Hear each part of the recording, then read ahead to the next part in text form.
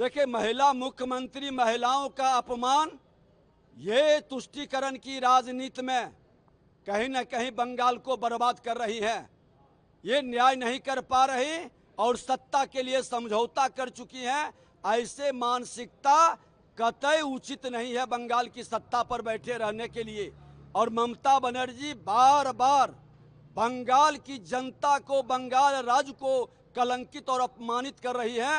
पूरा देश के अंदर बंगाल शर्मसार हो रहा है। इनको पद त्याग देना चाहिए। शुभेंदु अधिकारी है वो राष्ट्रपति शासन की मांग कर रहे हैं और कह रहे हैं कि वहाँ अर्धसैनिक बल, क्योंकि लगातार इस तरह की उनकी नजर नहीं है। देखिए, सच्चाई यही है कि बंगाल ममता बनर्जी के हाथ से निकल गया है या बांग्लादेशियों के हाथ में आ चुका है और पूरी तरह से तुष्टीकरण के राजनीति के तहत ये ममता बनर्जी आज समर्पण कर चुकी है। इसलिए बंगाल के प्रति सबको गंभीरता से विचारना चाहिए। जैसे जो पश्चिम बंगाल में घटना घटी है, गैंगरेप का मामला सामने आया और फिर से लगातार इस तरह की घटना बंगाल में हो रही है, सवाल खड़े हो रहे हैं। देखिए, पश्चिम बंगाल में जो घटना घटी है अत्यंत ही दुखद है। इसकी निंदा लोग कर रहे हैं और ममता दीदी का पुलिस प्रशासन वहाँ पूरे चीज़ों पर नज़र बना करके कार्रवाई भी कर रही है, गिरफ्तारी भी हुई है। दोषियों को किसी कीमत पर नहीं बख्शा जाएगा। लेकिन बीजेपी वाले इसे मुद्दा बनाना चाह रहे हैं, ममता दीदी सरकार को बदनाम करना चाह रहे हैं। यूपी, गुजरात जहां भाजपा शासित राज्यों में हो रहा है वहां क्यों चुप होते हैं? ऐसे मुद्दे पर राजनीति करना, सियासत चमकाना, ये बीजेपी की पुरानी आदत रही है। कानून अपना काम कर रहा है, कानून का राज बंगाल में स्थापित किया ममता दीदी ने।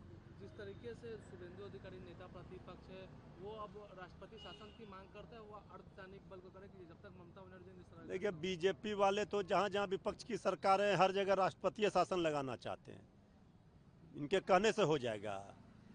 राष्ट्रपति शासन तो उत्तर प्रदेश में लगना चाहिए, बीजेपी शासित राज्यों में लगना चाहिए।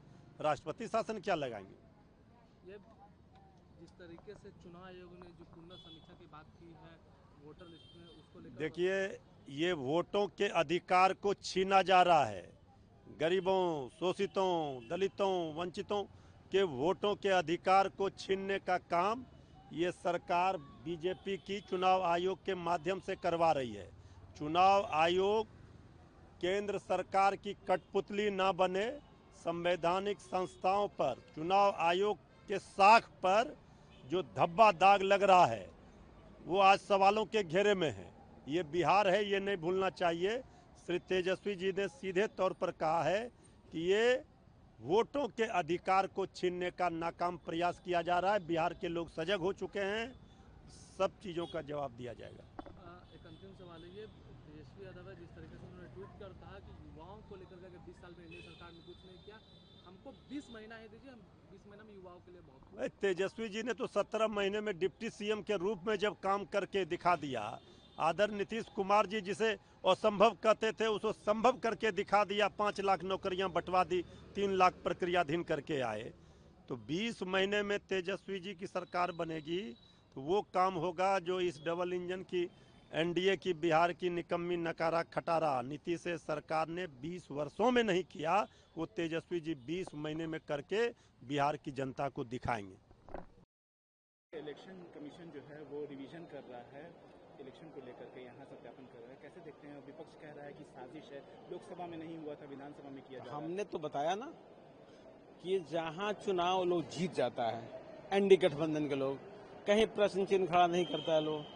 जहाँ चुनाव हार जाता है लोग, जहाँ उनको हारने की उम्मीद रहती है, वहाँ हमेशा चुनाव आयोग को घेरने पर लगता है, सरकार को घेरने पर लगता है लोग। तो उन लोगों के पास कोई मुद्दा नहीं है, मुद्दा विहीन लोग हैं, इसलिए बार बार किसी मुद्दा पे बोलते रहता है। बंगाल में फिर से एक बार रेप का मामला देखने को मिला। देखिए, बिहार में टीएमसी का नेता ही घटना का अंजाम दिया है। बंगाल में टीएमसी का नेता ही घटना किया है, यानी सत्ता दल के ही कार्यकर्ता किया है। तो वहाँ टीएमसी का मतलब ही गुंडा राज है। प्रभातखबर.com, विश्वास वही, रफ्तार नहीं।